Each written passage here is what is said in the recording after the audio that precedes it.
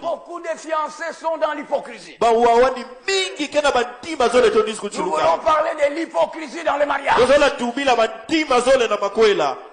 Ils sont dans les fiançailles, mais ils ont un mauvais comportement. Ils commencent déjà bien leur mariage avant le temps. Pendant les fiançailles, ils se touchent au corps. Ils s'accouplent les mains. Et parfois la femme est même déjà en grossesse.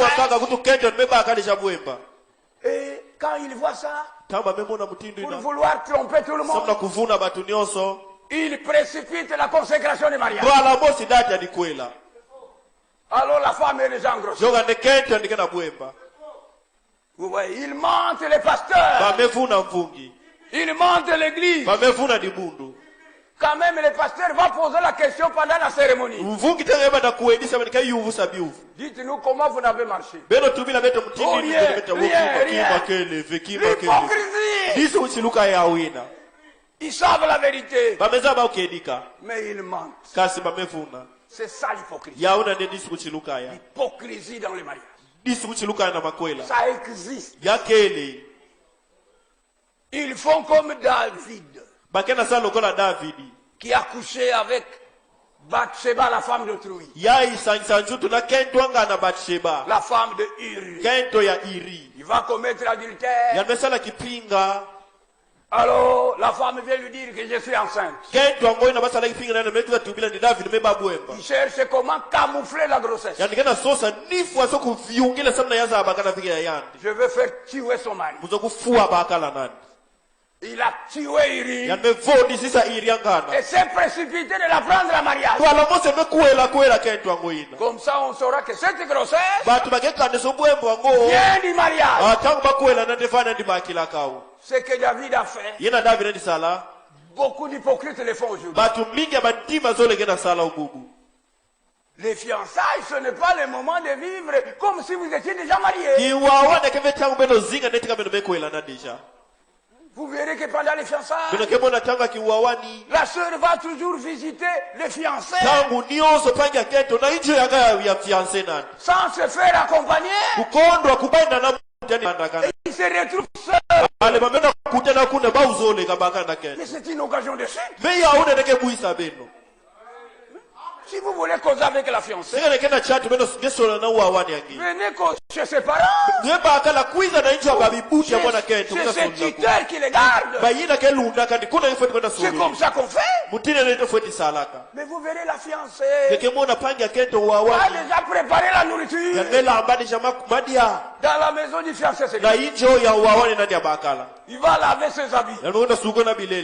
Il va même entrer en chambre, nettoyer. Ça s'appelle les travaux domestiques. Quand vous êtes marié, Tite chapitre 2, verset 3 à 5, dit que c'est à ce moment-là, dit que les femmes âgées doivent avoir de l'extérieur qui convient à la sainteté. Maître ni médisante, il a donné au vin qu'elles doivent donner de bonnes instructions dans le but d'apprendre aux jeunes femmes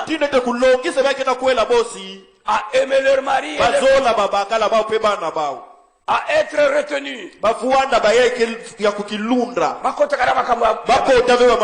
être chaste ou sainte, occupés aux soins domestiques. Voilà. Les soins domestiques, c'est quoi? C'est les travaux de chaque jour quand la femme est mariée. Tu vas même te fatiguer de ces travaux. Faut pas commencer pendant les fiançailles. Attendez le temps opportun. Vous voyez la volonté de Dieu. Afin que la part soumise à leur mari. Que ces femmes soient bonnes. Afin que la parole de Dieu ne soit pas blasphémée. En réalité, la parole de Dieu est blasphémée en beaucoup d'endroits. Parce que les gens ne veulent pas suivre ce que dit la parole de Dieu. Pendant les fiançailles, on n'est pas dans les travaux domestiques. Ça, c'est pendant que vous serez mariés. Pendant les fiançailles, la fille est toujours sous tutelle, sous l'autorité de ses parents. Tu ne peux même pas voyager avec ta fiancée sans l'autorisation de ses parents. Tu dois demander l'autorisation à tes tuteurs. Mais une fois vous êtes mariés, les choses changent. C'est maintenant, le papa n'est plus le chef numéro 1 de sa fille. Si le papa a besoin de sa fille, il doit demander la permission au mari, qui est son nouveau chef. C'est comme ça que Dieu a prévu les choses. Beaucoup d'hypocrites aujourd'hui trahissent leur vœu de mariage. On va entendre les mariés, ils vont se faire des vœux, des promesses. Souvent ce sont des belles paroles. On entend la cérémonie de mariage. D'ailleurs, c'est devenu aujourd'hui un moyen pour épater les gens. Les gens attendent quelles belles paroles ils vont prononcer. Et le peuple qui écoute fait des commentaires. Volume. Les gens parlent dans l'église. Même les femmes parlent. Alors, écoutez ce que dit pourtant la Bible. 1 Corinthiens 14, verset 33 à la fin. Or, dans toutes les églises de saints, nous croyons que cette église ici, c'est une des églises des saints. Écoutez comment les choses doivent se passer. Comme dans toutes les églises des saints, que les femmes se taisent dans le sang.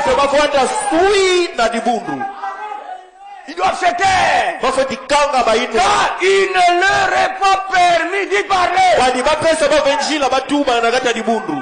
Mais qu'elles soient soumises. Comme le dit aussi la loi. Mais pourquoi pendant qu'on consacre le mariage, il ne faut que parler comme ça. Alors qu'on nous dit de se taire quand nous sommes dans la maison de Dieu. Vous voyez, frère, on entend de belles paroles. Une fois le mariage conclu, on oublie toutes ces belles promesses. C'est seulement l'hypocrisie. Même